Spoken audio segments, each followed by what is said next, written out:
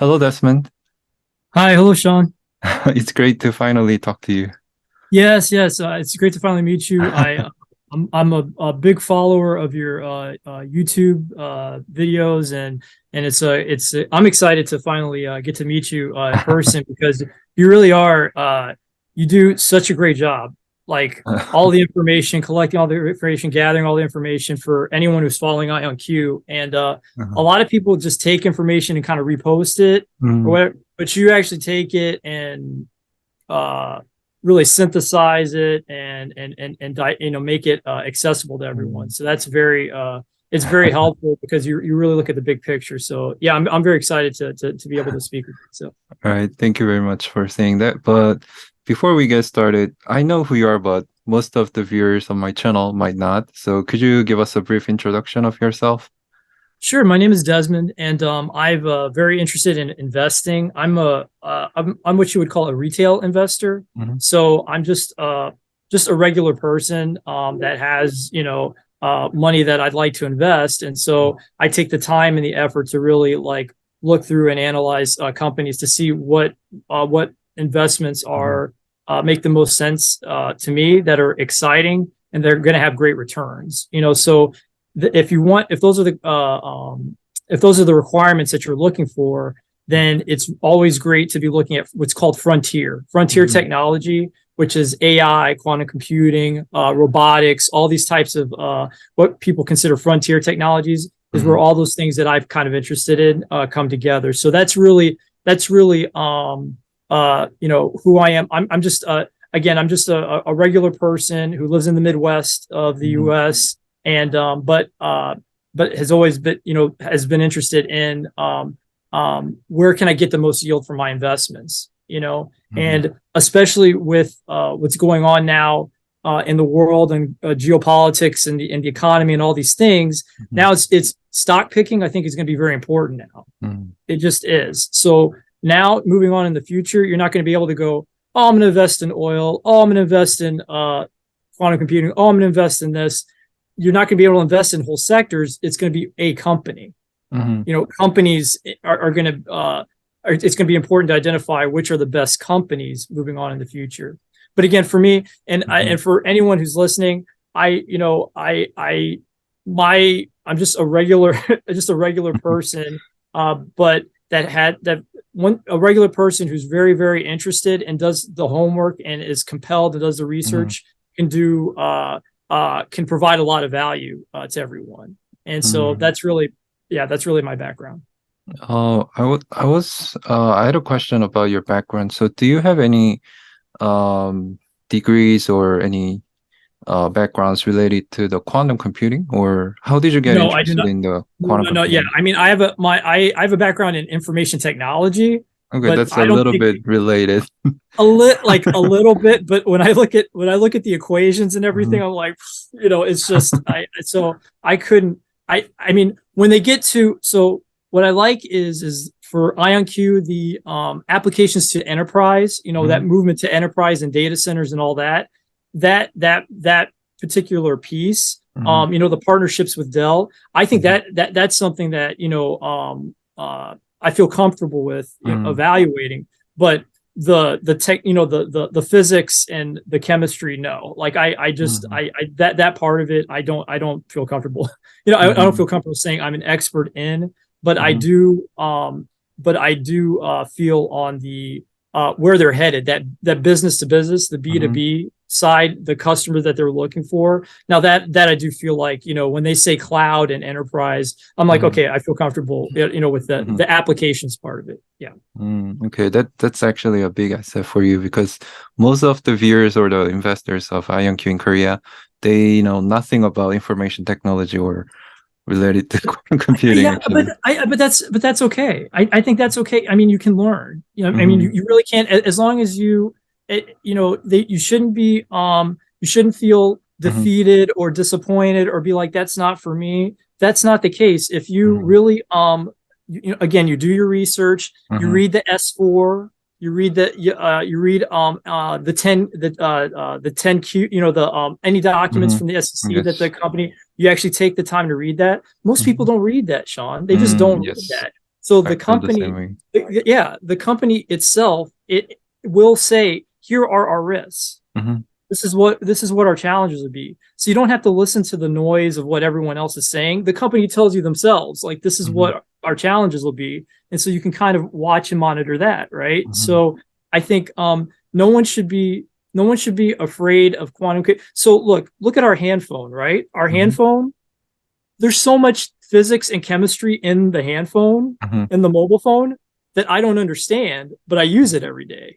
And Mm-hmm. I can understand if it's something I want to and use or not, or how it could impact the world. So Mm-hmm. people should think the same way. Like, just because something you don't understand every single thing in detail, or you don't, that I think that's a myth, to keep regular people Mm-hmm. away from investing, correct? And Mm-hmm. I'm just saying, as long as people have your curiosity, you have curiosity, you're determined, you're persistent, you can learn and have just as big of an advantage as anyone else does. So it does Mm-hmm. not disqualify you from quantum computing or anything else that you're interested in, Mm-hmm. because the physics or the math is too advanced. Yeah. Mm-hmm. I totally agree. I mean, Yeah. I bet there's no one else who read the prospectus of IonQ besides me in Korea. I Yeah, read no, the I mean, whole it may be piece me, of it. Yeah. yeah, no, because you read the perspective, and it takes time. I get it. It's long, and the language, it can be a little boring because it can be Mm-hmm. repetitive. But what ends up happening is that, um, and I can tell that you've done that, Shawn, because you start connecting the dots. Yeah, You I'm trying start to do seeing, that. like, yeah, as you start reading the prospectus, and you're like, oh, they made this announcement, and that's actually connected to the. Oh, I Mm-hmm. start, and that's why, even though yes, it's long and it can be a little boring. Oh, it's so exciting when you start connecting the dots. Like when Mm-hmm. something happens and you go, oh, okay, yeah, like now I see where they're going. Like and so in that sense, it's worth it. I think another thing that makes it worth it too, to take the time to read all of the documents coming from the company, is uh it makes you less anxious when Mm-hmm. the stock price fluctuates, Mm-hmm. Yes, I because of understand. the volatility. Mm-hmm. If you know what you own, if you know and understand what's going on, the volatility isn't going to make you so anxious and nervous. So I think Mm-hmm. that's another part that's very important to really knowing. But Mm-hmm. that's why it requires time. Mm-hmm. Most people, all they want to do is be like, very quickly, I just want to buy it here and get out here, and that's Yeah. it. And you and I both know it takes a lot more work. It Mm-hmm. takes a lot more research and time than that. Mm-hmm. But yeah, I just, again, I think uh and I think professional investors will tell you as Mm-hmm. well, that not only have regular people not read it, a lot of, like, Wall Street people haven't read the prospectus. Like, Yeah. we're actually way ahead of the game. So Mm-hmm. I've seen people on, I don't know if this has happened to you, like on Business News or TD Mm-hmm. Ameritrade and all these other things, and they're saying things about IonQ, and I'm like, that's not accurate. Like, you can Yeah. tell, like, they actually don't know what they're saying. They're Mm-hmm. really just repeating other things that they're Mm-hmm. being a parrot. That a parrot just repeats what it Yeah. hears.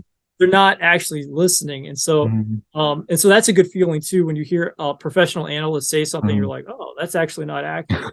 So I yeah. mean, I could So tell that yeah. by the journalist saying that physical qubits are everything. It's not true, right? It's not true. And it is, it's I give them the benefit of the doubt that it's not intentional. It's not to be malicious. I mean, it's just lazy. They're lazy. Mm-hmm. Like, if you're Yeah. lazy, you just go, oh yeah, it's just these particular qubits. I'll just say that IBM's in the lead, Mm-hmm. and that's it. And when you actually look in deeper, Mm-hmm. you understand that there's a difference. So I Mm-hmm. think a lot of the writing is lazy. I don't think it's like a conspiracy, or someone's Mm-hmm. trying to do something bad intentionally to the company. It's Mm-hmm. just people not doing the work that's necessary. Mm-hmm. Okay.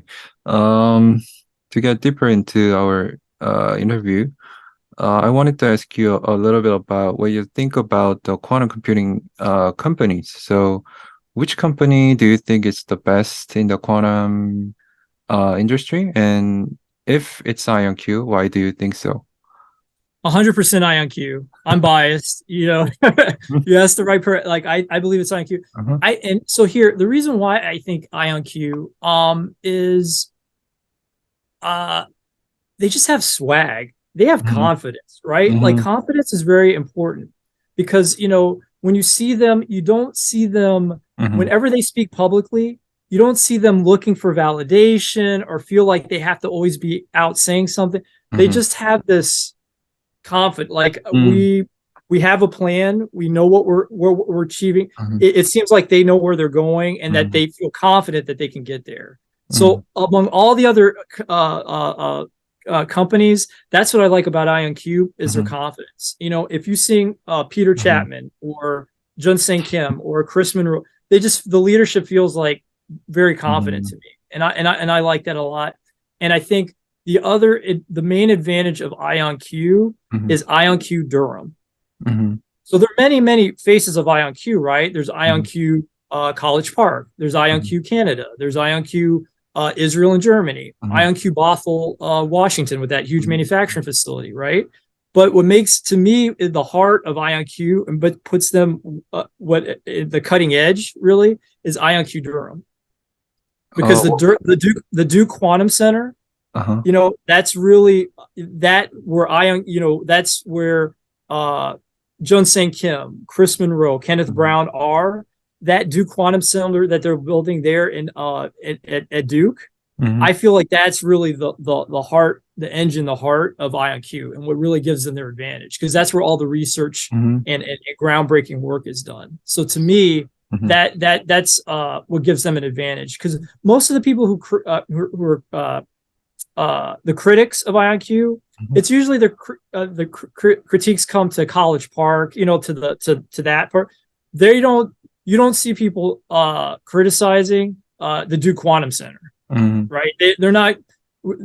People. I think pound for pound, people respect Kenneth Brown, Chris Monroe, Jun Sang Kim, and that team that they have there. That might be pound for pound the best quantum for ion trap quantum computing, maybe in the world, right? Like, so I think that's really what gives them an advantage, is that the sheer intellectual horsepower of that group there, and then all of the synergistic effects of all the other IonQ centers coming together.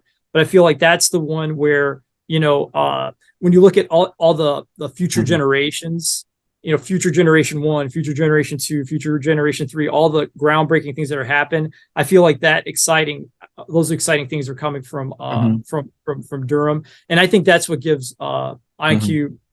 It makes them the best. And again, and also something that no one talks about, Shawn, and I think this is very important. I think what gives them advantage is talent. The people that are joining IonQ, yes, very, very talented people, right? And so sometimes I think it's a very important benchmark and measure, and how you measure a company is what kind of people are joining the company, what kind of talent, because really the talent is what makes the difference. People love to look at, like, you can look at patents, you can look at research papers, you can look at all these other metrics, right? But the talent is really important. So, and I'm sure, you're a close observer. I'm seeing like people from Google, Blue Origin, NVIDIA, IBM, like these top names, NVIDIA, IBM, right. exactly. The head in Europe, from IBM, like all these people coming to IonQ. I think that's a very important sign of what they're building there, because my feeling is that people don't leave positions in great companies for something they don't think is going to be the next thing. They just don't do that. And I think that they show these people their product and what they see in the future, and they're like, I want to be a part of that. And so that to me is where the two things that separate IonQ for me are the three things are, they have the confidence, right? Like they're confident. 2 is Durham, the Duke Quantum Center. I think what they're doing there is important. And 3 is talent. The talented people want to come and be a part of IonQ. I think that's what separates them from the other companies. I think the same way, but I have a question about when you refer to Durham. Yes. I didn't quite understand what that means. Is it? Oh, sure. So yes. So Durham is a city in North Carolina. And that's where Duke University is located. So Durham, North Carolina. So I like to think as IonQ as the cities that they're a part of, right? So there's an IonQ in Bothell. There's an IonQ Canada, IonQ College Park, Maryland, IonQ Israel. So I think Uh-huh. they don't say that officially, but to Mhm. me, Durham is another IonQ, right? So That Durham, North you mean Carolina, Duke Quantum Center, right? the Duke Quantum Center, Ah, correct? okay. Yeah, and it's located in Durham, in the Mm-hmm. city of Durham, and I think that area to me is where they have their advantage because that's where all the research Mm-hmm. and the top people are. I mean, I mean, not that they have top people everywhere, but I think the pure research, yeah. where when they do the big reveals, Mm-hmm. they'll say next generation, next generation, Mm-hmm. next generation. I feel like at the Duke Quantum Center, those are the folks really Mm-hmm. um who are everywhere else has a very industry centered focus, but I think Mm-hmm. there it could also be just pure research. They're just going Mm-hmm. for whatever's the best, Mm-hmm. and whatever's new. They're not restricted by just an industry specific a Mm-hmm. quantum computer, which will be different than what's going to happen in Bothell, which is Mm-hmm. that manufacturing facility is industry specific, like Mm-hmm. that, Yes. those specifications, and so it won't change. Mm-hmm. Those will be very uh, they'll be all the same. Mm-hmm. Right? Like you'll have a whole line that'll Mm-hmm. come out that'll be a production line that'll be the same. Mm-hmm. So yeah, but that's what I mean by Durham. That's just Mm-hmm. the location of Duke University. Okay, okay, I see. I mean, I have one of our members in our group chatting room has a paid LinkedIn account, so he could Hmm. actually do a monthly monitoring of IonQ staff. So Yes. we Oh, awesome. actually keep track of their employee coming in and going out.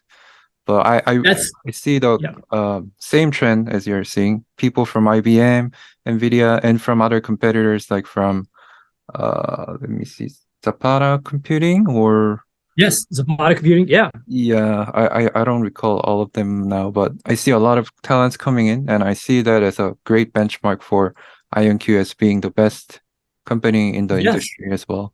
Yeah. Yes. The head of engineer, I think, it came from Quantum. The Oh the yeah, right, the right. VP of I engineering who's going think to head up David the something, right?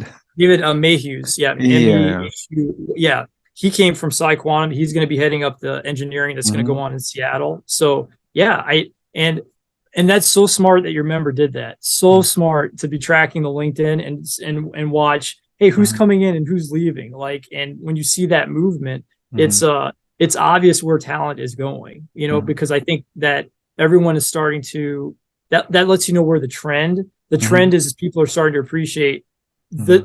this is going to be the next where the Mm-hmm. action is going to be, where Mm-hmm. the technical execution is going to be, where the growth is going to be. And IonQ makes no claims that they're going to be the only one doing Mm-hmm. this, but they are saying that they're going to be a market leader. Like they're Mm-hmm. going to be a part of every conversation that is involved in this ecosystem. That's Mm-hmm. their claim, and I think talent recognizes that, Mm-hmm. and wants to be a part of that. And I think they having Peter Chapman as their CEO is pretty smart because he's bringing a lot of people from Amazon related companies like Blue Origin and some people from Amazon itself as well. Exactly. Yes, I think that yeah. Go ahead. Oh yeah, that's all for me. Okay. Yeah. No. I think yeah. His leadership Mm-hmm. is a big. It feels like because of his experience, Mm-hmm. this feels like someone who has a Mm-hmm. defined plan and roadmap and knows exactly what's necessary Mm-hmm. for IonQ to not only go to market but to thrive. Mm-hmm. And that just comes from experience. Like like, and even to the point where they're scoping, they're like, we're going after machine learning and chemistry, Mm-hmm. machine learning, chemistry. That's where the immediate the opportunities are. We Mm-hmm. can get partners and customers there. And Mm-hmm. so yeah, with Peter, you just never see on all the things, all the videos, anything I've ever seen of him, Shawn. Peter Mm-hmm. Chapman doesn't look worried at all. He's Mm-hmm. not tense. Yes. He's always like Very relaxed. very relaxed. He knows what he's doing. He has a plan. Mm-hmm. And I think it's very important for a leader to be that way, Mm-hmm. because when a leader is like that, everyone feels like that. Mm-hmm. I don't know if you've ever had that experience. If your boss is anxious, you feel anxious too. Yeah, I know. It affects you. And so for him to have that kind of confidence, I think is very important. And that the recognition that IonQ is moving from a physics challenge to an engineering challenge. So what you need now you need a group of talented engineers, because the engineering challenge now is huge. So a place where you have all of that talent that's necessary to meet these that have different type of engineering backgrounds necessary to have a product that you can have on premises, a quantum computer on premises. You're going to find that in the Seattle area. I think if you see where their new facility is, if you look, they're like 14 miles from Microsoft, from Azure, and like some other distance away from AWS cloud. So all that talent that you need for engineers is there, and I think that that's very smart, because this is I think people underappreciate how challenging what they're trying to build is. This is the newest, most complicated technology of the 21st century. And so trying to bring all these different disciplines together and have a viable product that works is just, it's enormous. So I completely agree with you. Having that location in Seattle is very important. And the Seattle and Bothell is going to provide a lot of, it will be a feeder for a lot of talent. Yeah, I feel the same way. Getting back to the interview, the next question would be, who do you think are the competitors of IonQ, and who might be the best competitor of IonQ? What do you think, Desmond? So, and I think this is a very important point. I think competitor 1, competitor 2, and competitor 3, the top 3 competitors for IonQ, is Quantum. Okay. That's the biggest competitor, is Quantum. What do you mean by that?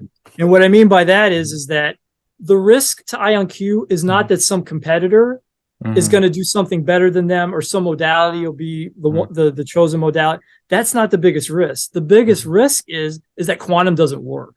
The execution of Quantum is the biggest risk. I don't think that what's keeping them up at night is something that IBM is doing, or Google, or Microsoft, or name the competitor, or Rigetti, D-Wave, the companies that you've covered in your YouTube coverage.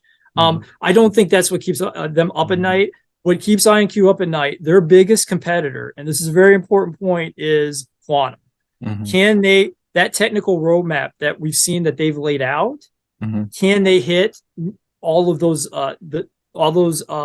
benchmarks by that date? Like by 2024, can they do this? By 2025, have they achieved this? By 2026, are they using barium? Are they, by 2028?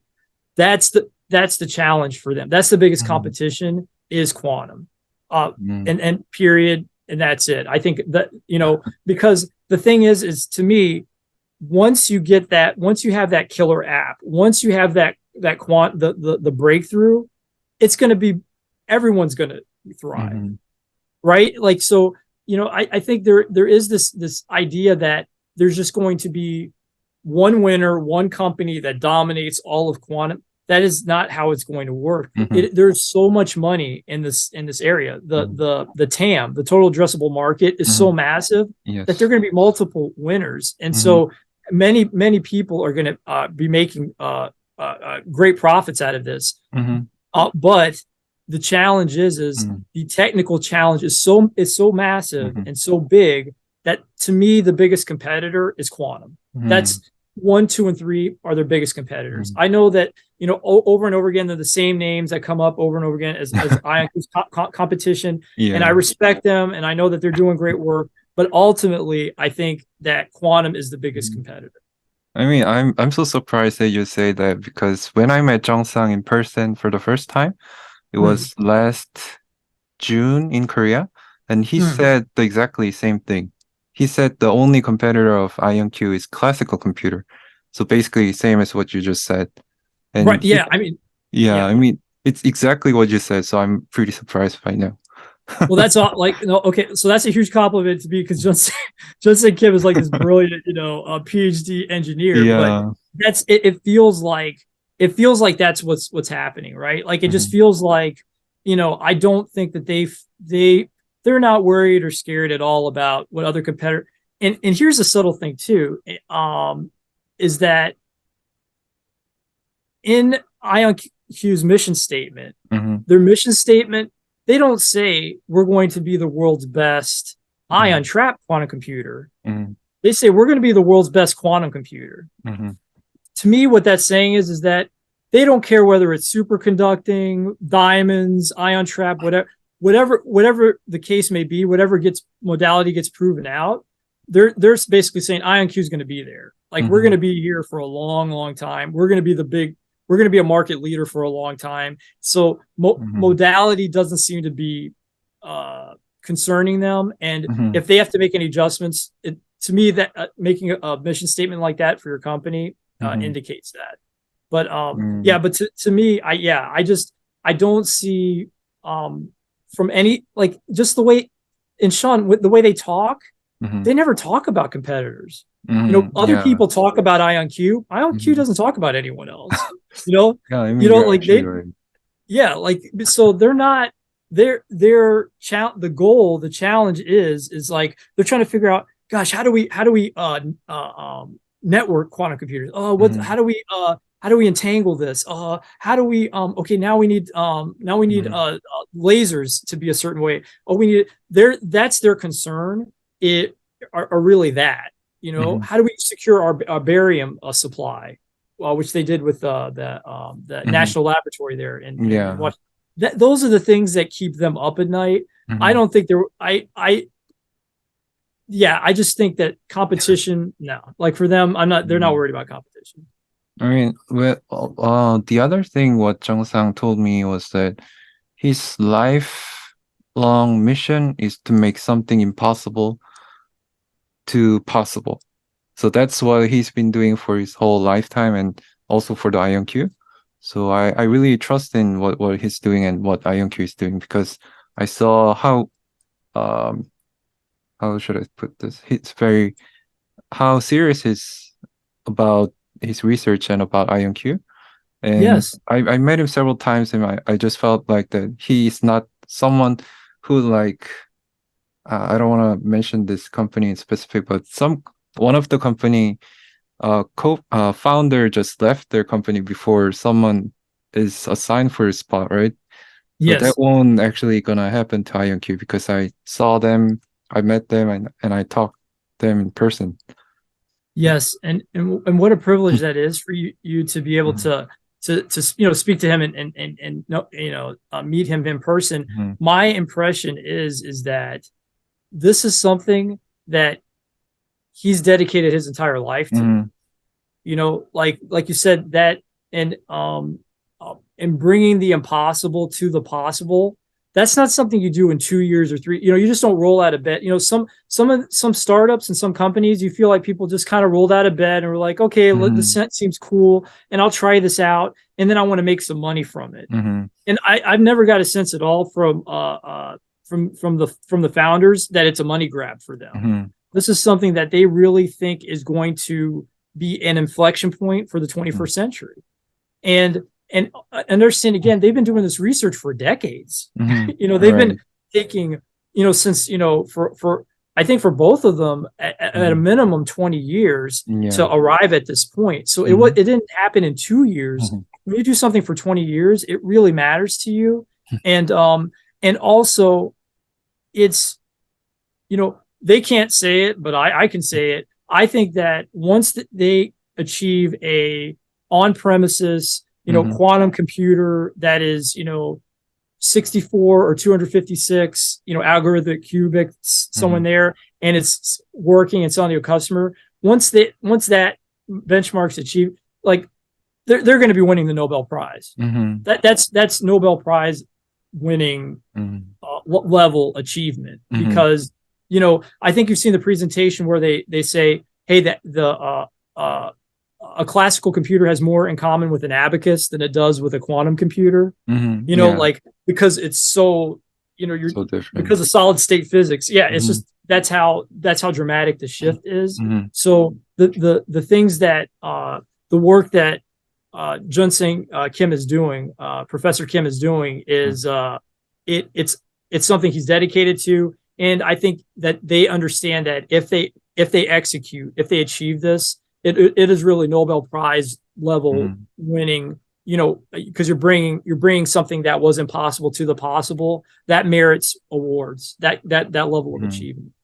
Yeah. And this question was not actually included uh in the list that I sent you, but I think this might be a little bit sensitive, and you don't have to tell me about this, but No, let's go. can, No, can, yes, of course. can No, I ask. ask you, I think it's kind of different, like in Korean culture, in Hmm. American culture, we like to tell others where we work and how much we are invested in this company, but I feel Sure. like my American friends don't want to tell us about it because it's kind of against the Yeah, I company's mean, on that, policy. I think I will pass on that. Yeah, I think I will. Okay, Yeah. okay.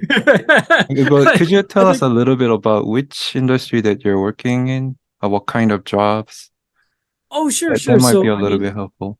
oh, sure. So, my background, I'm a military veteran.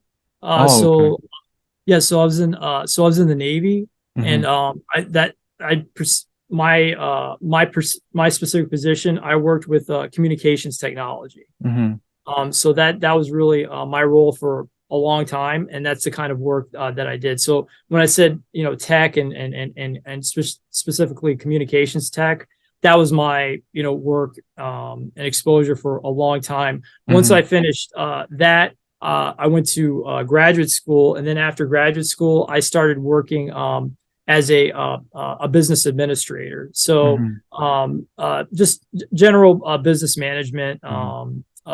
and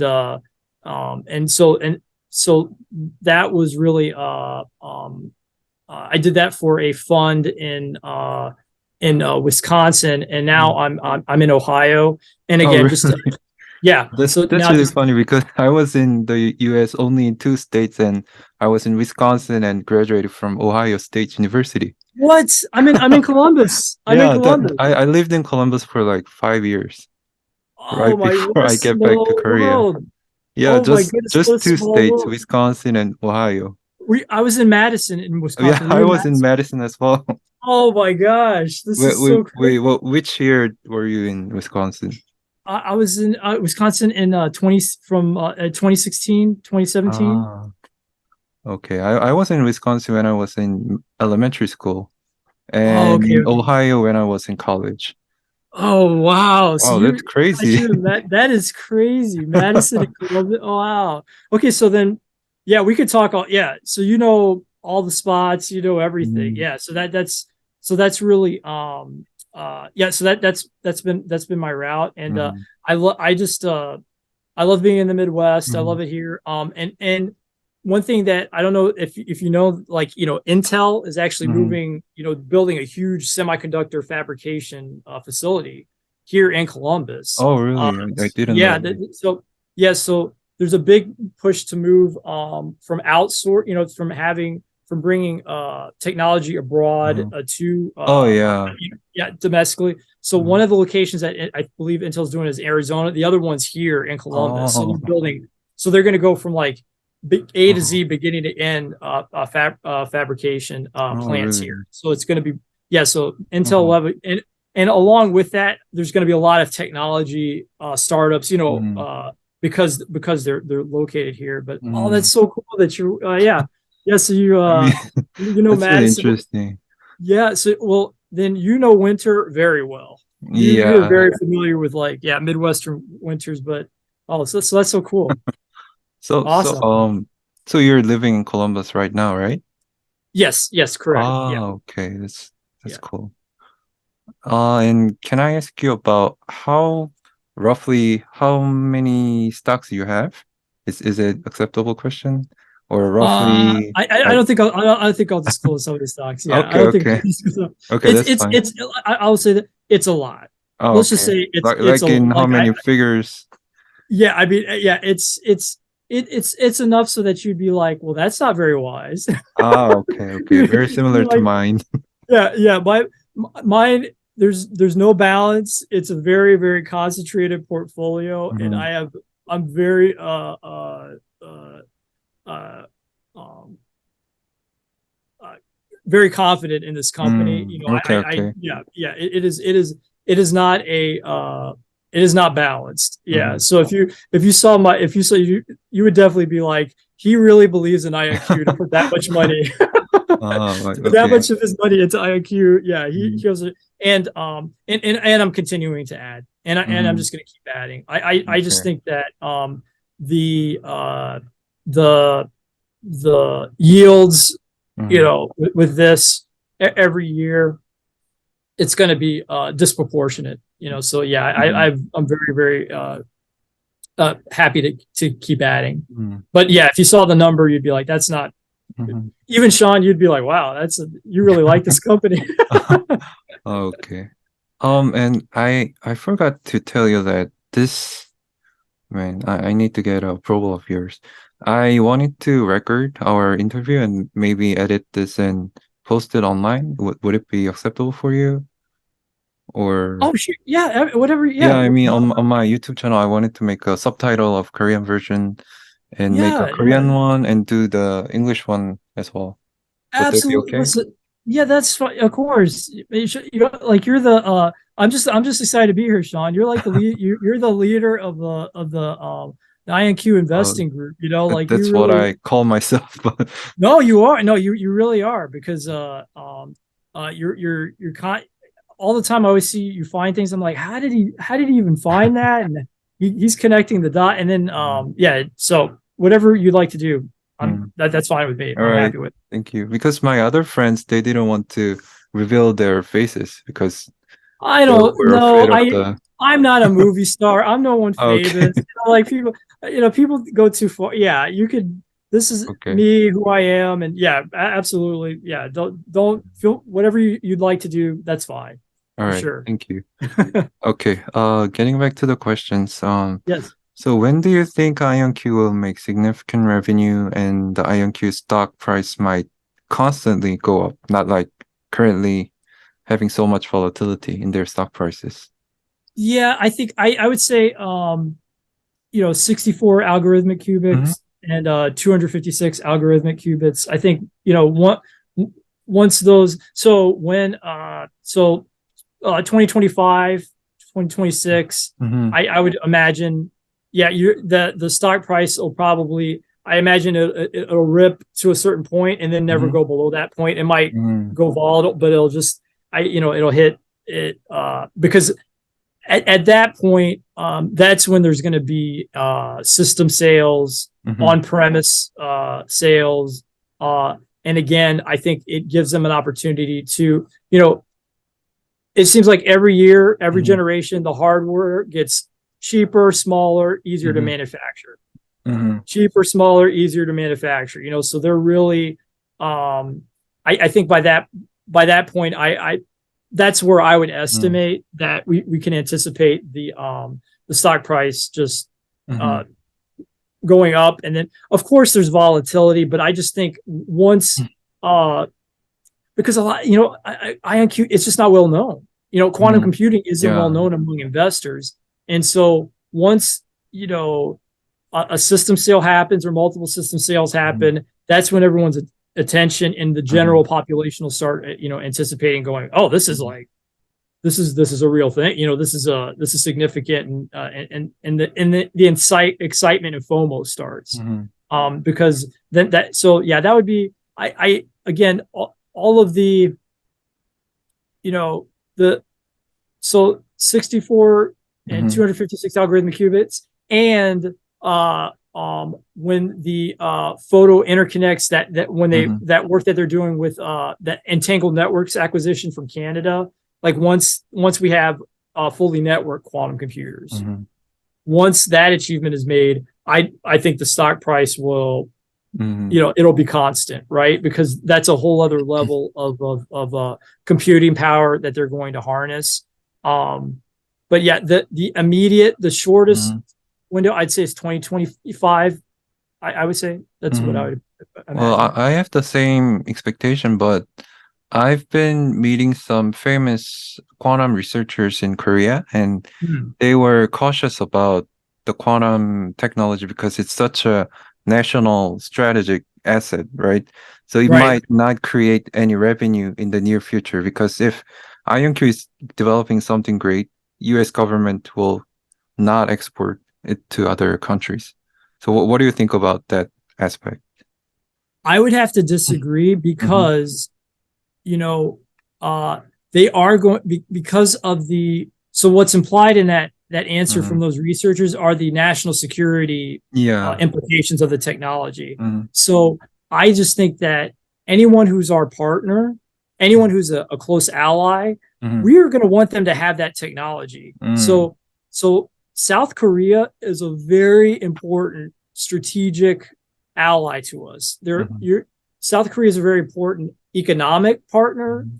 military partner. Like South Korea, it's just a very, very important. Anyone in NATO. Hmm. So any NATO nation Hmm. and South Korea, we're going to be very interested in them Hmm. having access to that technology. Hmm. So I don't I think uh would that would will IonQ be selling that technology to China? I don't Hmm. think so. To Russia? I don't think Hmm. so. Right? Like Right. so to Iran, I don't think they're going to sell it to Iran. But the there's 17 nations right now that have Hmm. all signed or put out a national quantum initiative. Hmm. I think that all of those, any nation that's done that and who is a viable, is a partner of the US, I think they're going to be sharing that technology and it's going to be on premise. So I think there's going to be something in Germany, there'll be something in Israel, Hmm. there'll be something in South Korea because Hmm. they're very, very important. And why I know that's going to happen is, Jun Kim has spent a lot of time Hmm. in Right. South Korea Yes. talking, and I don't think he's just going there for just Hmm. speeches. I think Yeah, I there's think so. serious Hmm. deals happening, and I think it's sensitive. And um, yeah, I'm not concerned about will they be. I don't think they're going to be eager to share everything with everyone all the time. Yeah, Hmm.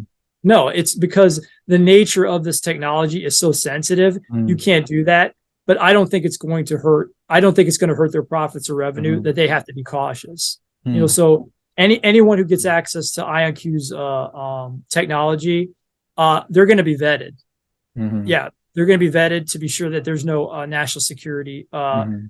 sensitivity or geopolitical implications as well. Hmm. But yeah, so I believe one of the places I saw on a presentation for Jun Kim was like the Korean defense something or other. It was Hmm. like that. It was like I have to look through it, but Hmm. and anyone who has a defense alliance with us Hmm. is going to get access to it. Hmm. I mean So that's so pretty your interesting. professor, the person you talk to, they're correct that they're not going to give it out to everyone, Hmm. but I think that there's not going to be a real cap on revenue for Hmm. something this powerful. Like Hmm. nations are going to have access to this that are friendly nations, and with and corporations that are friendly corporate. So for example, look at who IonQ's partnering with right now. Hmm. Like Dow Chemical, Hyundai. Hmm. The major corporations, they're going to have access to this Hmm. technology. So adding to your opinion, do you have any guesses on who might be their first customers buying the complete quantum system, which will be happening in 12 or 18 months from now? Oh, that's such a great Eh, question. Um, that is a great question. Because you know, the it would the easiest. It would Mm, feel like it would be a government agency. mhm, So either the United States government or foreign government, like that would be mhm, the first system sale. mhm, Because that way, you know, uh, because they had mentioned that, that the people who are interested in buying systems, they wanted two. So for anyone who has the ability to make two system sales, two 9-figure, each one is like 9 figures. So to buy two of those, I think it has to be someone who has very deep pockets. And so I would imagine it's my vote would be for either the United States government or foreign government would be a system sale. Like I've seen you've seen ambassadors from I believe it was Switzerland and Poland with IonQ. I think maybe because they have office in Israel, maybe Israel buys a system, or Germany buys a system, or to South Korea. I think, wow, that's a great question. I think anyone who's reliant. Here's the thing. So anyone who is overly reliant on high performance computers, so HPCs, so high performance supercomputers. So that would be like energy, oil and gas, healthcare, biotech, finance. So any in that group that use high performance computers would be interested in quantum computing. And it always seems like they're hinting at something happening in finance, right? Really? There's always kind of like a financial services. They're hinting at that. So, boy, that's a great question, and we could go on for like hours talking about all the because we're familiar with all the different verticals. Naturally. So thinking back, let me circle back. Anyone who's a partner with them now is most likely to have the first sale, if that makes sense, because usually it looks like it takes a 2-year lead time to develop the application with the customer before it's ready to go. So anyone who's actually been along that journey with them, I think would make sense as a sale. So so anyone in that category. I mean, Hyundai, I could see making an announcement that they're going to do something that they want something on premise. So for number one would be a foreign government, like a defense, the defense ministry or defense secretary of a specific nation, or anyone that's reliant on high performance computing, that being a customer. So anyone in that area wanting something on premise. But I will tell you that with them building that facility out in Seattle, on Bothell, Washington, that 65,000 square foot facility, they have serious customer demand. So I don't think it's going to be one customer. I think there's going to be multiple announcements at the same time. But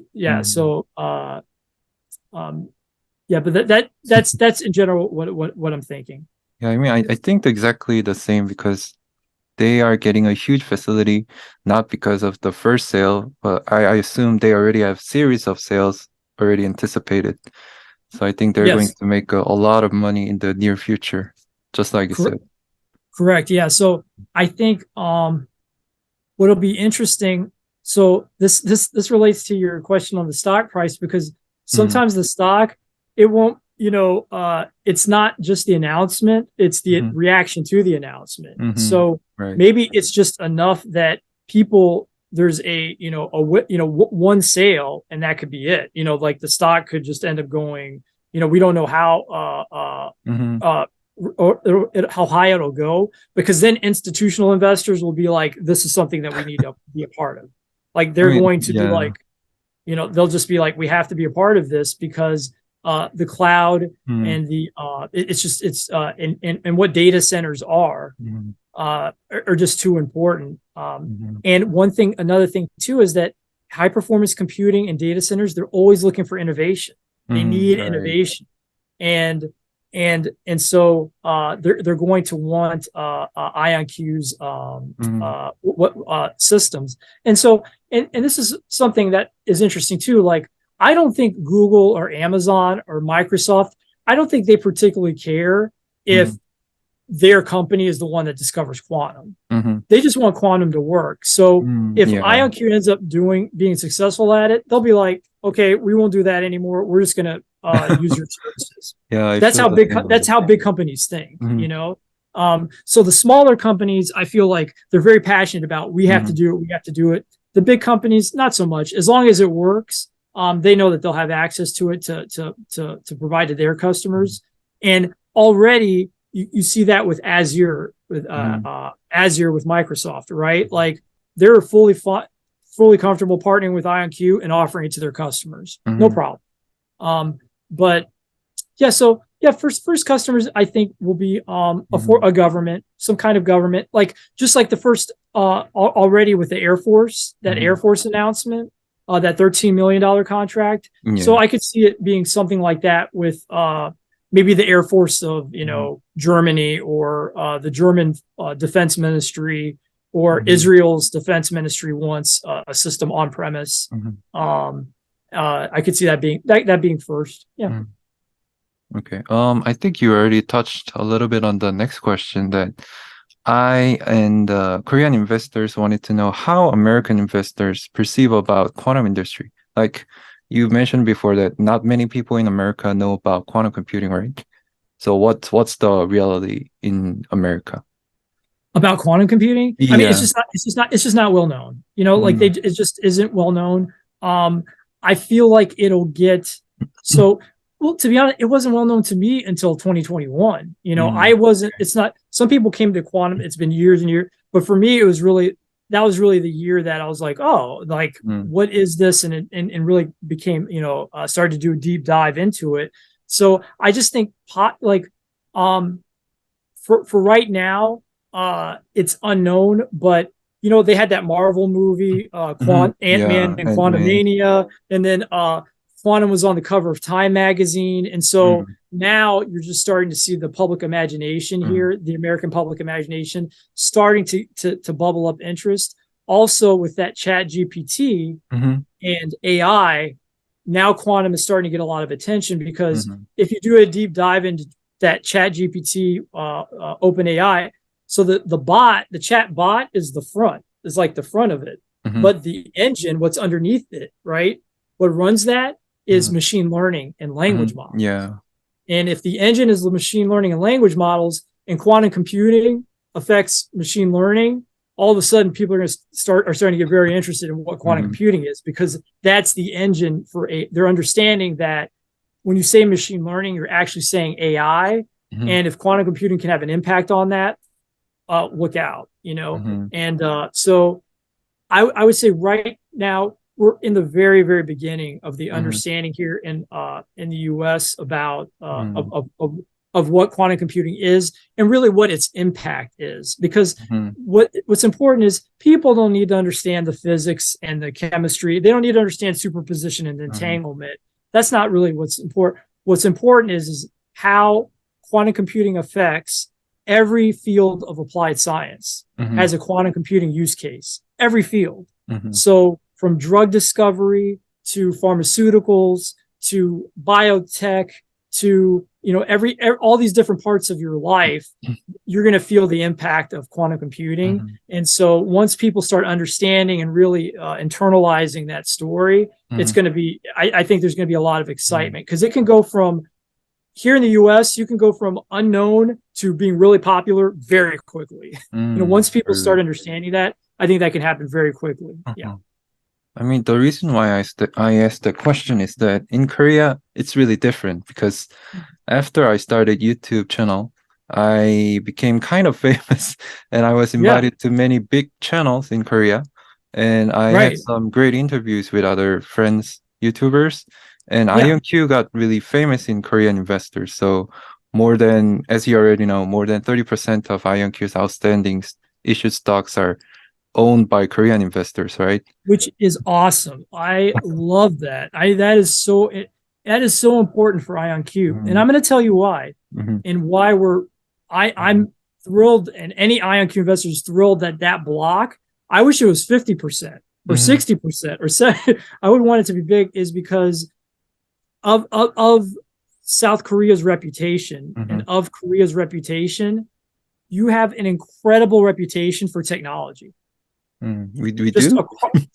oh my gosh, yeah. Like, I mean, when you think of tech, like uh Samsung Technology Mm-hmm. is a very important company, Mm-hmm. right? Samsung, LG Electronics.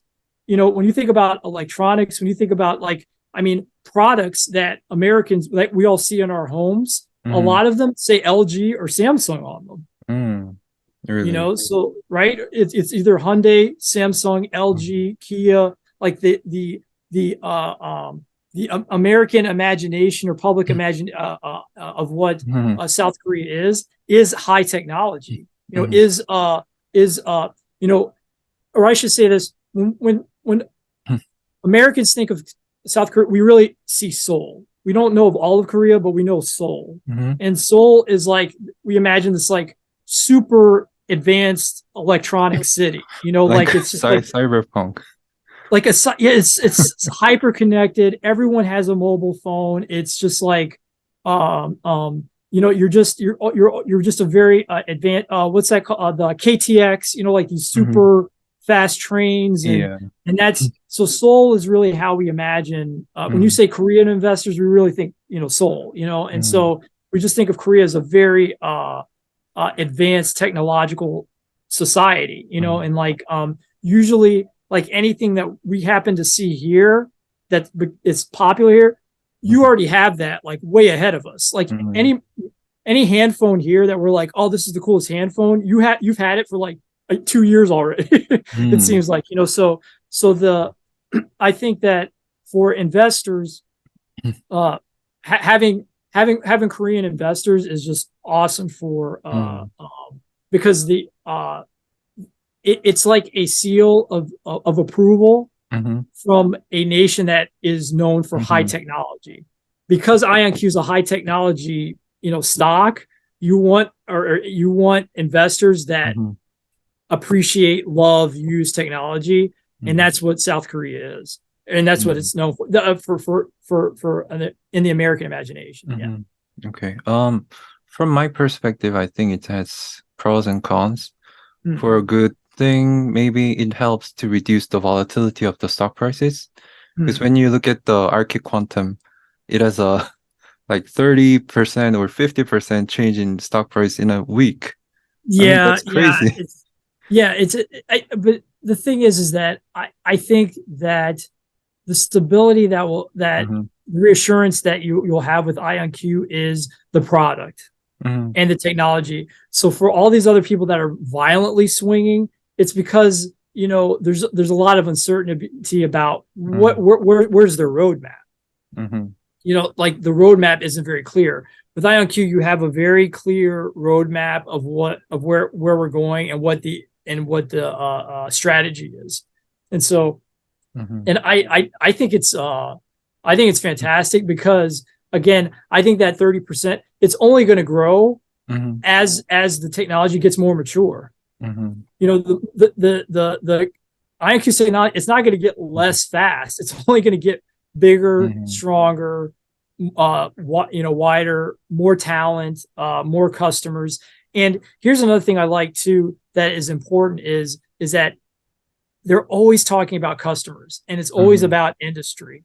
That's Yeah. very important, right? Like they're always like, this is what the customer wants. This is what Hmm. industry wants. Even the research, does this, Hmm. how does it affect customers? How does it affect that's very important. So, you know, even if there's a system sale to South Korea, there's going to be very attentive listening to that customer about what their Hmm. requirements are. I So, mean, I mean, as long as the 30% of the stocks um are um having a long-term perspective, it would be okay. sure. But the Yeah. cons of Korean people having 30% is that uh do you, did you hear about the Luna coin?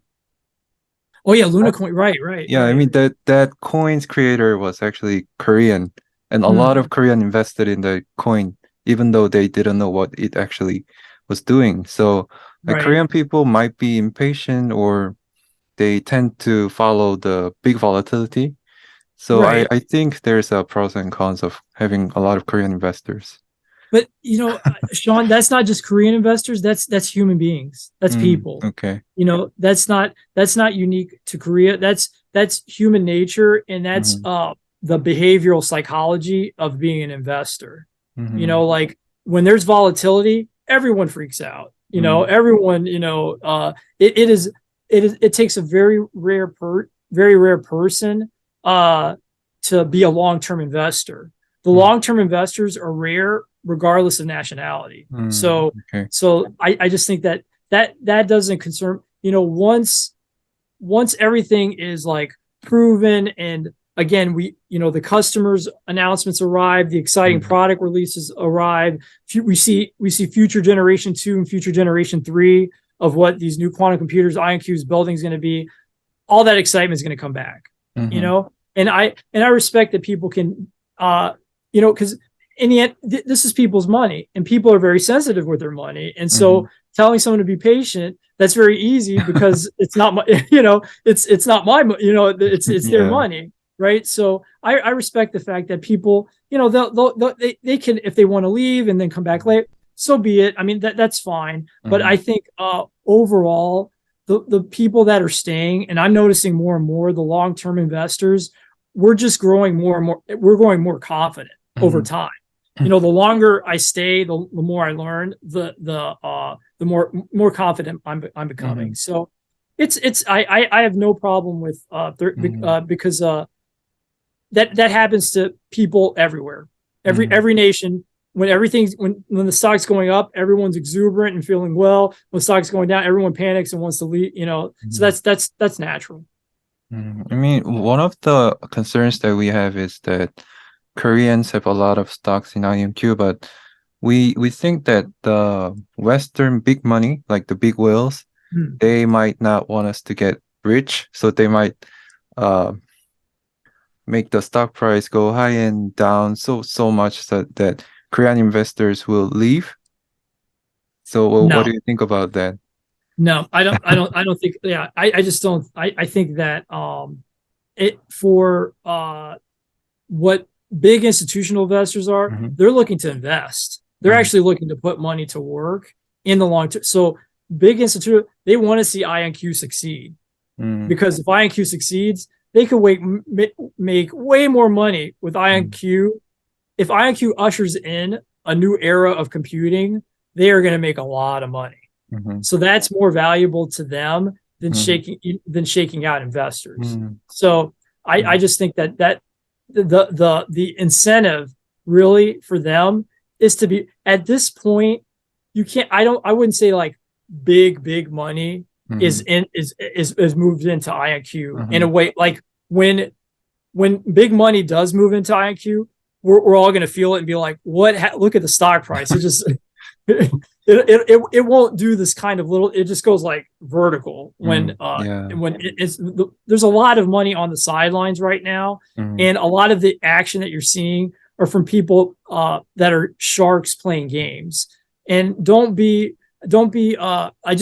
would tell Korean investors, don't be discouraged by these movements of people playing games. That's not big money. Big money is not, they're on the sidelines right now. They're not involved because there's too much volatility in the market. I mean, we already saw Scorpion Capital do something to IonQ, so that's why we are worried. I mean, I just think that you're going to, if you go into the public markets, so not a private company, like so there's a private and the public. When you become public, when you go to the NFL, when you go to the most challenging arena, it's going to be, you're going to face all kind of opposition. And when you say something like what Jun-Sang Kim said, if you say, I'm bringing the impossible to the possible, people are going to attack you. That's the truth, right? So I just think that I don't have a lot of concern about sharks messing with the stock, because all that'll happen is that they're gonna get too cute by a half, mess up, and put themselves out of position. And when the stock does this, they could lose the shirt off their back. That's they're playing anyone who's messing with IonQ is playing a very dangerous game, because I think that there's a lot building underneath that's ready to go up. And I just think that's a dangerous game. But I would say to any Korean investor, you're just like every other person. So if you if you have a range of emotions, that's understandable. Mhm. And that, but over the long term, I think this is a, and long term, and look, we're already at 2023. So in long term, like in 24 months, Mhm. it could be a very different world for an IonQ Mm. investor. Yeah, Very I hope different. so too. Mhm. Yeah. Yeah. I mean, then this question got into my head. So, do you have Yeah. any Please. experience on having a long-term investing and got a huge return in the past? Yes. I mean, so for, the, my investment style Mhm. has been just long term. I'm Mhm. not I just options and Mhm. I don't invest in option that's not for me. You know, I'm Mhm. just a common shares long term holder. So, you know, like gamma and Vanna and charm, implied volatility, and oh Mhm. good. I just it's I just see how smart these people are that do that. And I'm like, Mhm. I can't Mhm. it's just not, you know, it's not uh, option that just isn't what I would be strong at. So what has done well for me over time is just being a long term, you know, Mhm. an inch, you know, an inch wide and a mile deep Mhm. into very specific companies and holding for a long Mhm. time. So for me, what's done well over time is are companies like Honeywell and Nvidia. Mhm. Those are kind of ones that have really been with me my whole life. And Oh, you know, really? Mhm. I did the same. You know, I just put, you know, every time I get paid, you know, I make my investments into those, and that's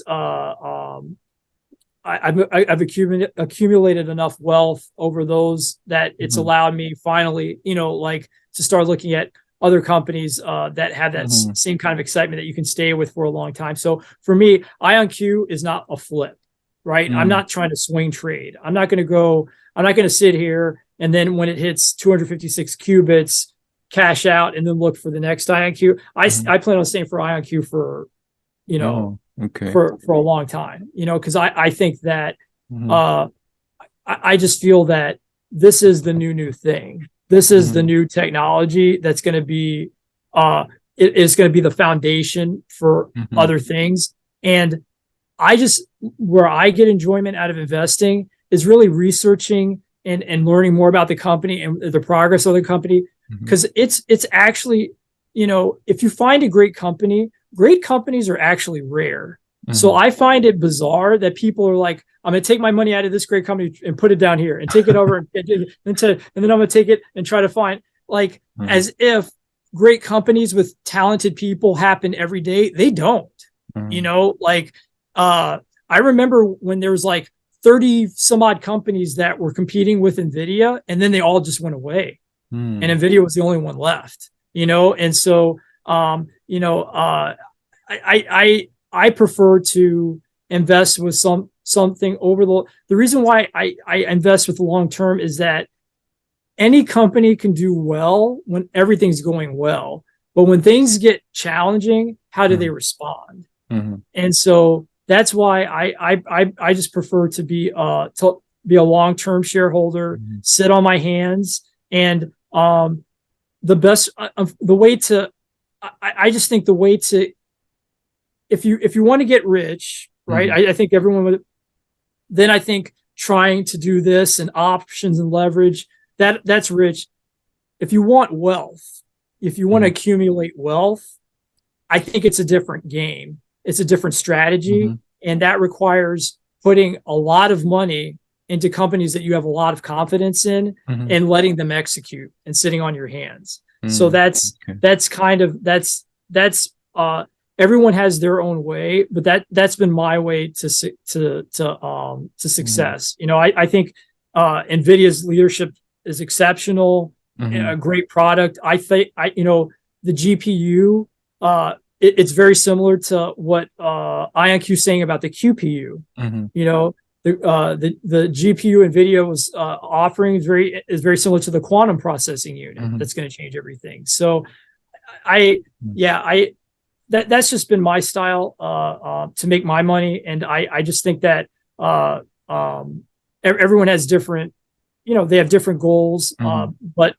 for me, it's just you're dealing with when you're in the public markets, you're dealing with the smartest, ruthless, challenging environment in the world. You're really competing because it's a trade, right? You're making a trade. Every time a trade is made, someone thinks someone else is smarter. Like if I buy something, someone thinks that they're smart for selling. So the nature of that means that it's competitive.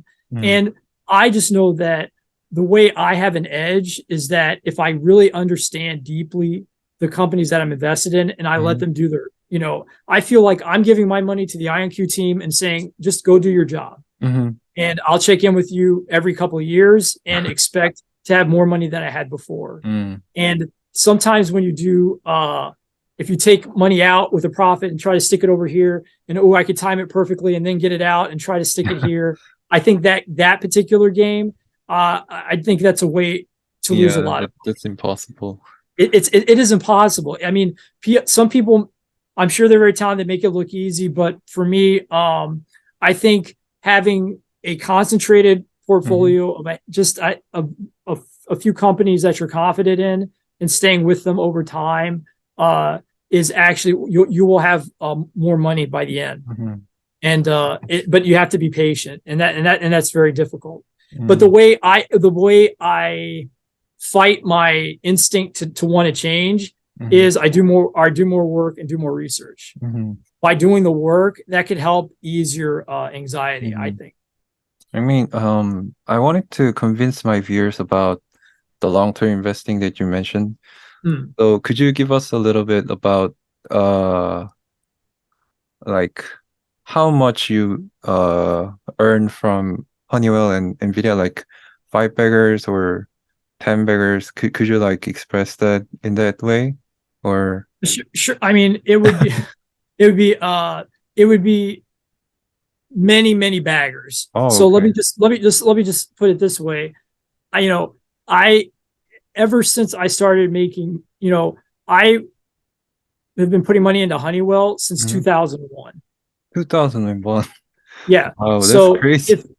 So if you are in Nvidia for almost 16 years, for a long time. Yeah. So if you do that and you just put it, the compounding effect is so massive that you can accumulate a lot of wealth.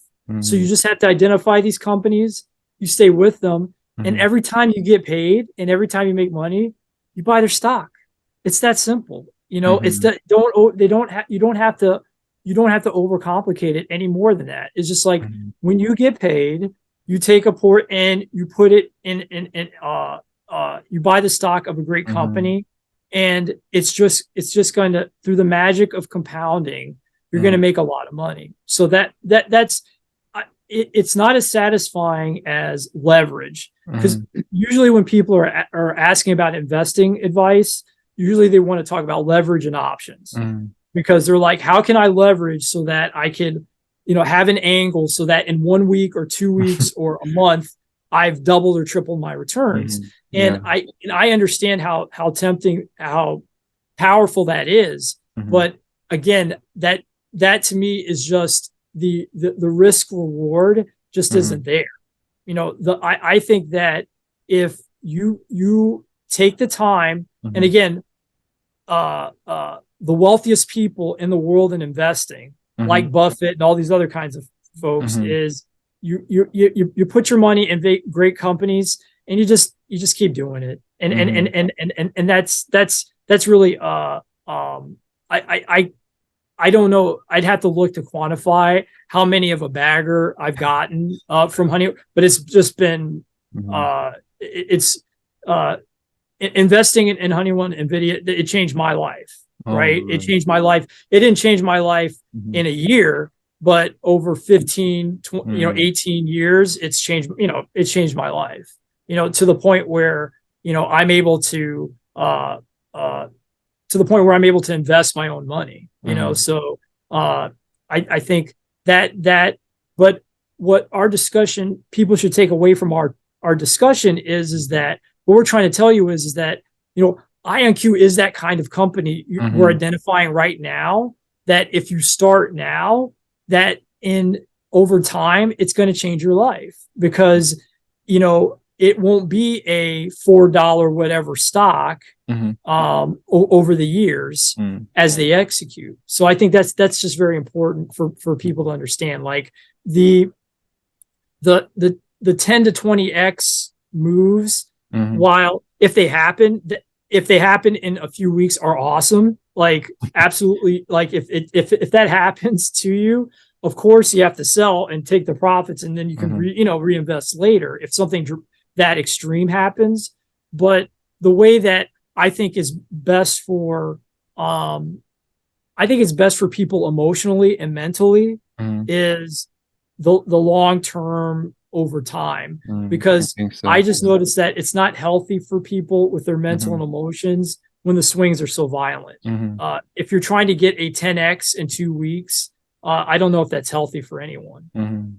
Even if you're successful, I just think that the temptation's too great to keep doing that. And eventually, I just think that could lead to to blowing up an account and being disastrous. So I think so, yeah. I mean, it's really interesting to see someone who got successful from the long-term investing, because I always say long-term investing is important, but I've never seen someone who actually got successful from it. So yeah, really I mean, because and here's the thing is because people like us, we don't have the loudest voices, right? Like no one shouts, "Ooh, I bought Honeywell," or "Ooh, I'm Nvidia," or like no one's, we're not out there yelling. We're not on social media yelling like that. Long-term investing, we have our lives to lead, right? You're like, you have your work and your families and all these other your other things up that are part of your life. So as a long-term investor, I think we're very balanced, and that makes us less loud. Whereas the voices that come out the most on YouTube and Twitter and all these other places, they're the ones that are doing short-term investing, very, very short-term, and they're screaming and yelling at the camera, and they're getting they're very excited and animated, and they have a lot of energy. And so everyone thinks that, well, I'm missing out and I have to, that's how you do it. But that's just, I think that's why people, it's confusing for some people that the folks that end up the loudest people, the most excited people, they aren't necessarily the most successful people. I think so. Because the most successful people, and you sound like this way too, I care about my money. I care about my investment. I deeply care about, for everything that I've worked hard for. I'm very thoughtful about how that money is being deployed and how it's being used because of the sacrifices I made to accumulate that wealth. So I think as long-term investors, we're just, I think there's a misconception that long-term investors, we don't want to be rich. Of course we want to be rich. And of course we want to make money. Like, it's not like we're not interested in that. Of course we want to do that. It's just that we have an understanding of having that balanced approach. It allows you to make better decisions. And again, over the long term, we want to, you could argue that long-term investors, we're the greediest of anybody because we're actually looking to make the most money. So, doing those little schemes of short-term stuff, you might beat me out in the short term, but I bet you in year 3, year 4, year 5, that's when you start seeing the separation from all that the short-term dealing. So what you're trying to advise people, Shawn, is very wise, because ultimately it's going to allow them the most balance of their emotions and their mental side, and it will lead to more wealth, which is their goal. Ultimately the goal is they want more capital, you want more money, you want financial security, you want to be able to enjoy to spend on the things in life that you enjoy. Then really long-term investing will provide that security that you're looking for. But the thing is, you have to put in the work to research the great companies that you can be in the long term with. That's very important. I mean, I was in such a dilemma when IonQ stock price soared to $36. I was Right. I was having a pain whether should I sell it or should I buy more. But I I mean, decided not to sell it because I wanted to go for the long term. right. So I mean, and look, and there's nothing wrong with shaving. There's Mhm, nothing wrong with like, shaving, taking some profits at the top and then reinvesting, as the move went down, mhm, reinvesting it down. I have no problem, like, however people want to manage that, that's perfectly fine. Like, if it looks like it's making some massive move that mhm, is unnatural and you're like, okay, I think it's going to come down. I have no mhm, problem with people shaving, taking some profits at the top and then being paid. But what I think is clear is that what is dangerous is when people take money completely and then stick it over here. And then, okay, I'm going to put it in Rigetti and then I'm taking it out. And then I'm going to put it in here and then take it. And then I'm going to put it in ARQQ. Oh, okay. And then I'm going to, like, that is where mhm, it hurts my heart to see people mhm. do that, because I think that's when you start seeing your account and you're like, oh my gosh, my Yeah, a account is little really, meltdown. it's too much, because it's Mhm, impossible for there to be, you know, there are only a handful of truly great companies, mhm, and so if you find one and they're doing well, put your security and your financial security into those companies. mhm, Don't do too much speculation, because mhm, anyone who's saying that type of technique is easy or a sure thing, um, mhm, they're they're not being honest. So mhm, think about this: financial markets are so complex. Financial markets are so complicated. Financial markets are so layered and nuanced mhm. that it's going to take a quantum computer to optimize. Yeah. Think about that. Like, Mhm, Goldman Sachs and Fidelity are working with IonQ to optimize, because there's so many variables mhm, in a financial market. So anyone saying, "Oh, I have a technique to use options and I can do this with it," there's way more going on, because one thing we haven't even discussed are, the macro forces, mhm. right? Yeah, right.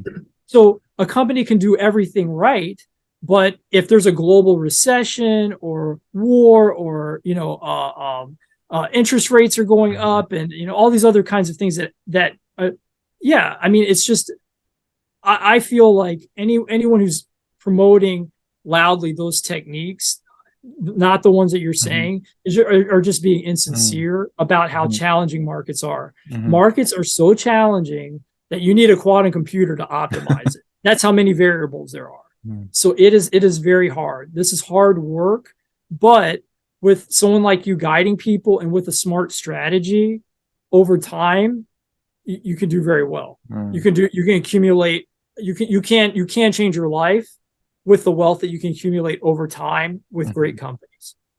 I mean, running a YouTube channel for me, like in a hard time like this, is like writing a journal as a Warren Buffett. It's like Yes, living a journal of myself that I did my own DD and I work hard yes, and did the yes, long-term yeah. investment. That's that, and that you did the work, and you'll be able to watch yourself grow, Hmm.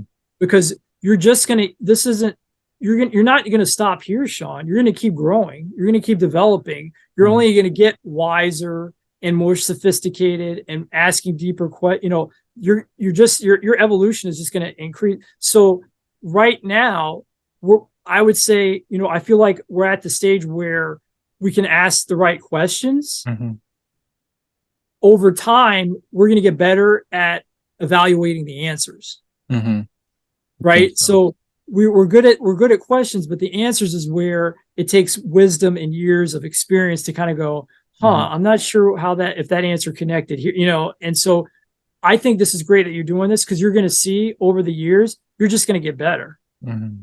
to the point where over time repetition, the second someone says something to you, you're going to be like, that's not accurate. No, that's not a good Hmm. investment. You're going to have a skill set and wisdom developed over time. And Hmm. that's why what you're doing is and having that journal is very, very important, Hmm. is to see yourself grow. Because right now, I would just say, don't stop. Do Hmm. not stop. Keep going, because it's going to make that muscle stronger. It's going to Hmm. grow that investing muscle and make it better.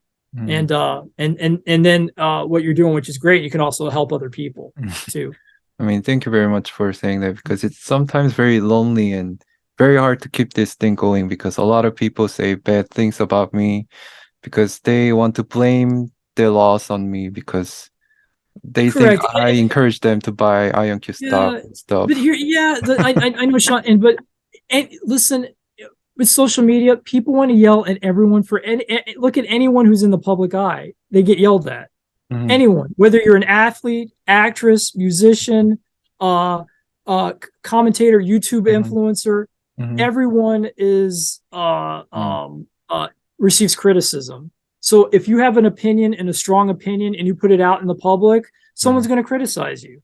But that's okay because mhm, you're what your intent is. mhm, You're trying to show people and say, I this isn't just one of you know some other idea. mhm, This is the thing.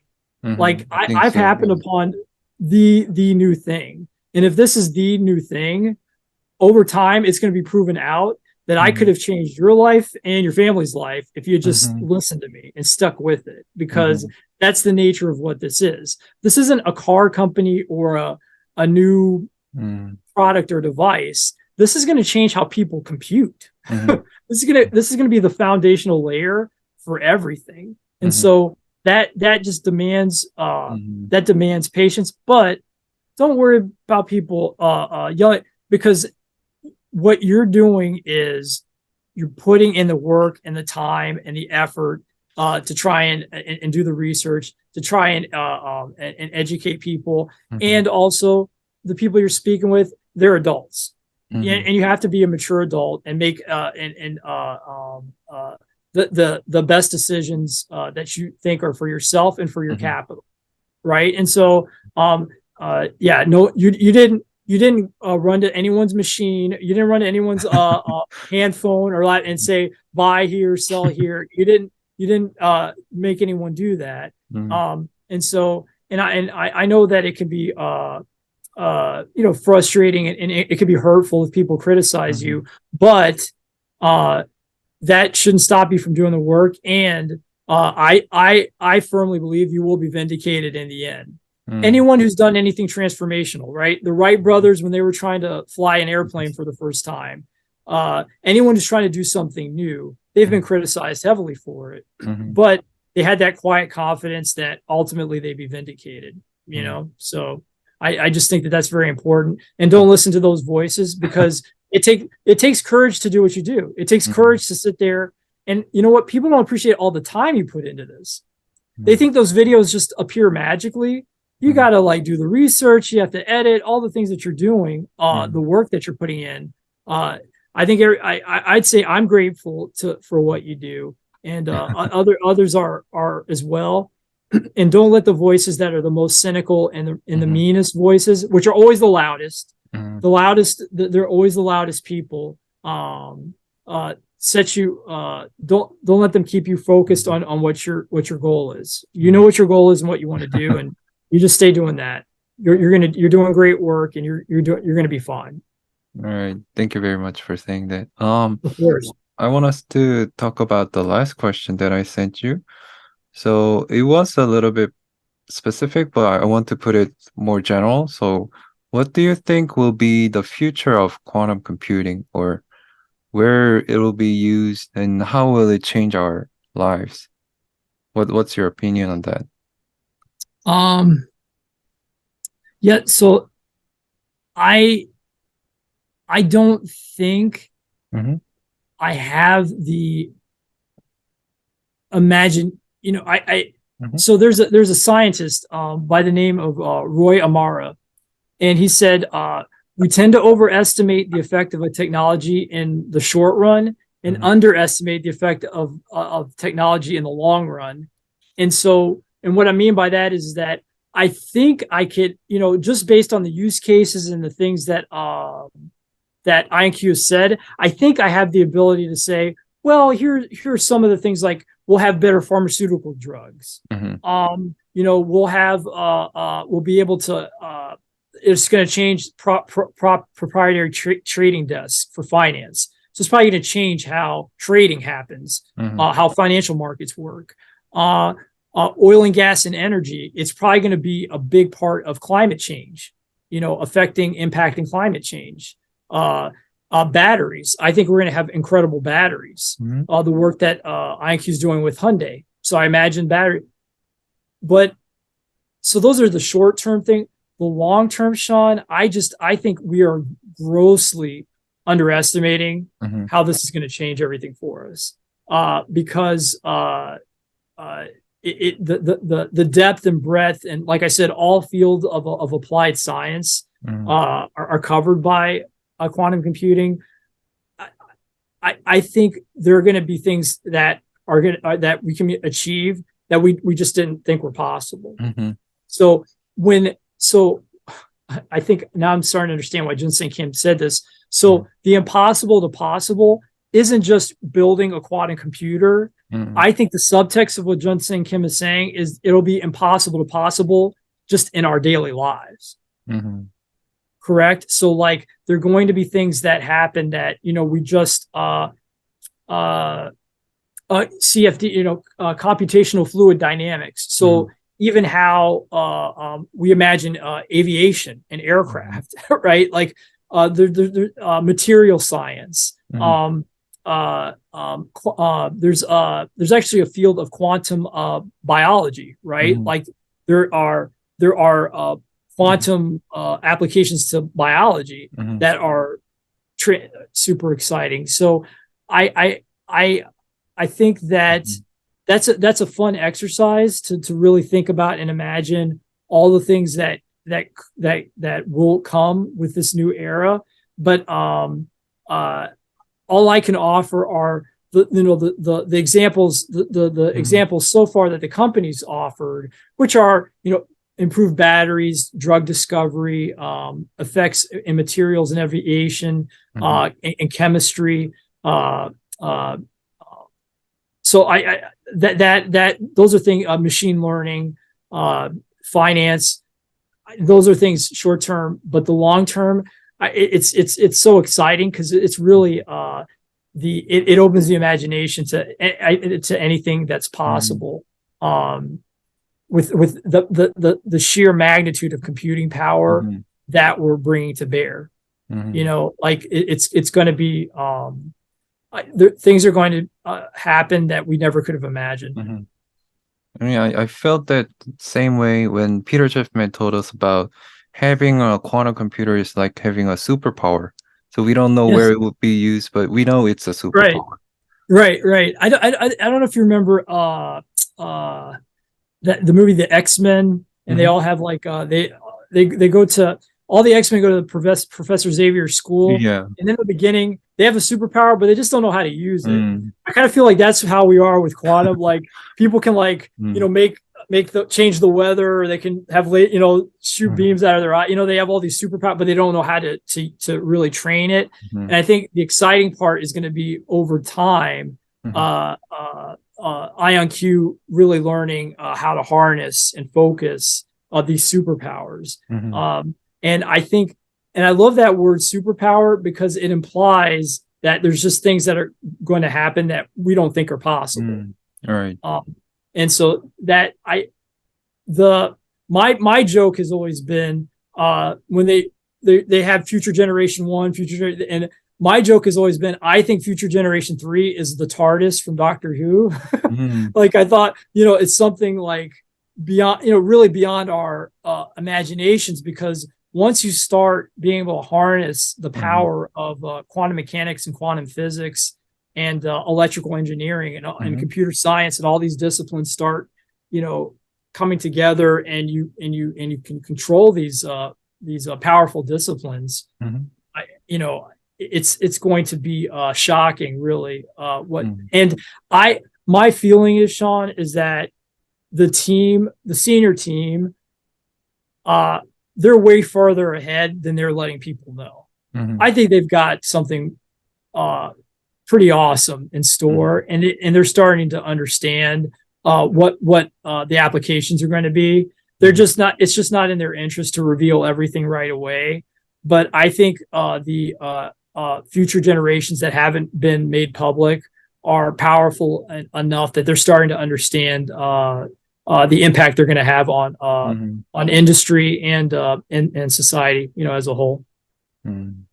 I mean, I feel like I met a Western version of myself. Like me meeting you is like reflecting myself. Oh in the yeah, no, mirror. I can talk. Like that's why I was like I was so excited to talk to you. I was like, anytime, anywhere, any question. I was just Um, I was really looking forward to speak because this what and this is where what I think you're trying to say is talking with you, and what I always appreciate about what you do, Shawn, is that you're really doing a lot of the intellectual heavy lifting, right? The intellectual thinking that's important and necessary for this technology, because the implications are just staggering. You're just like, how are these systems that we've had our whole lives, how are they going to be impacted when this technology disrupts those things, and so, and that makes for a lot of interesting questions and thoughtful. We need more thoughtful people discussing these things, because they are gonna affect all of us in very dramatic ways. It's going to affect, again, medicine, transportation, energy, finance. All of these things are going to be affected, and so just looking at the world's reaction, look how the world reacted to that Chat GPT. That's just a chat bot. It's crazy.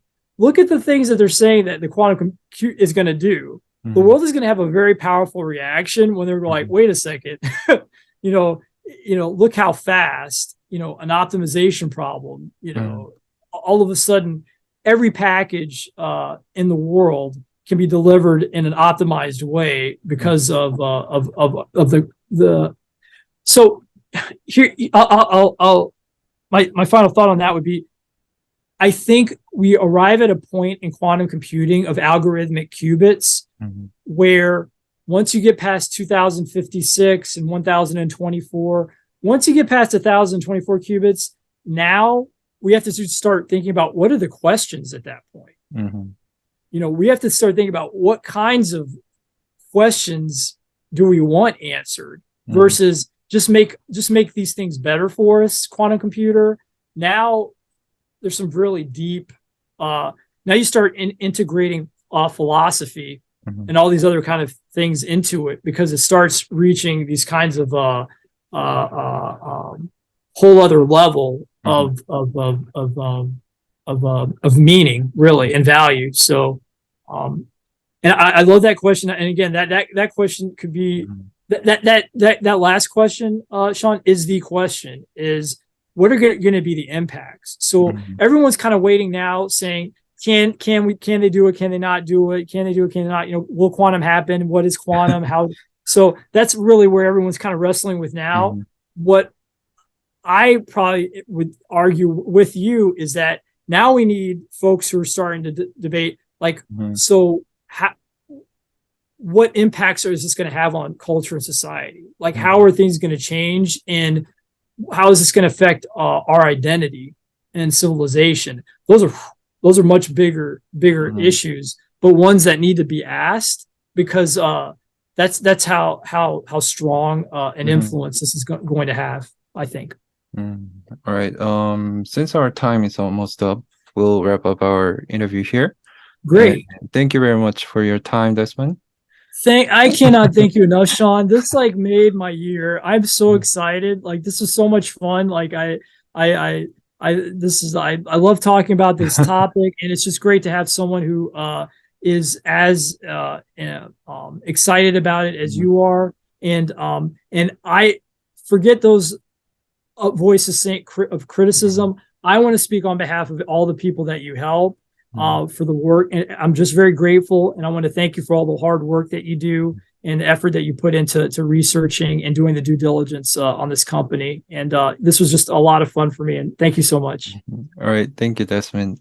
I look forward to speak to you next time as well. Absolutely. And again, from Columbus, Ohio, go Bucks. Go Bucks. Go Bucks. Thank you, Desmond. Okay. Bye, Shawn. All right. Bye. Bye.